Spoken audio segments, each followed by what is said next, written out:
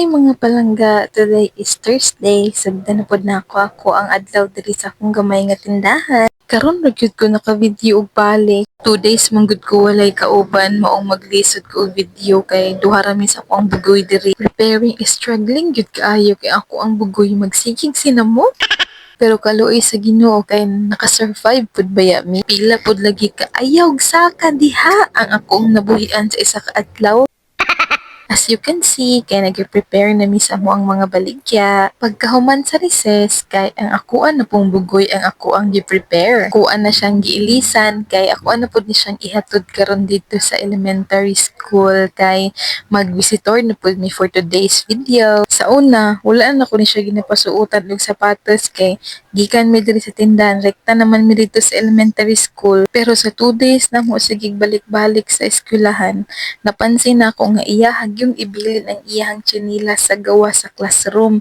Murang naghimuon og balay. So, naka-decide ko nga ako na lang siyang sapatusan para mag-outfit na lang food me. Check! Outfit check! Ikaw daw. Outfit check! Tinog taro. Outfit check! Pag-abot na mo sa eskwelahan, kay diretso na gyud na siya modagan sa classroom sa iyang tita kay katuod naman siya.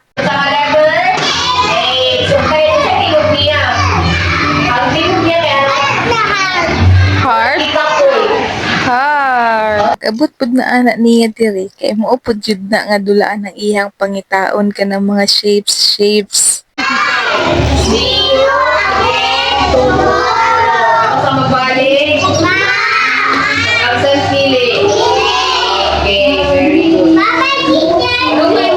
Pagkahuman og klase sa iyang tita, kay ako asa siyang gibilin didto kay niadto ko diri sa tindahan kinamalit ko og ahos. Hurot naman gud ang amuhang sauce sa siomai, so kinahanglan na pud ta magpanit og daghan king ahos ani.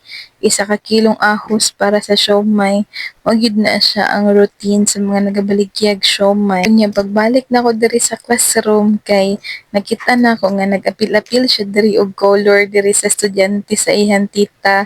Nag-practice man gud ning bataan ni kay naa siya competition nga apilan nga draw and tell. Unya ako ang bugoy nag-apil-apil pud og color kay ganahan man pud na siya color. So this is it mga palangga for my mini vlog. Salamat kaayo sa padayon nga pagtan-aw. Og thank you so much Lord for today. Ugma na pud ha.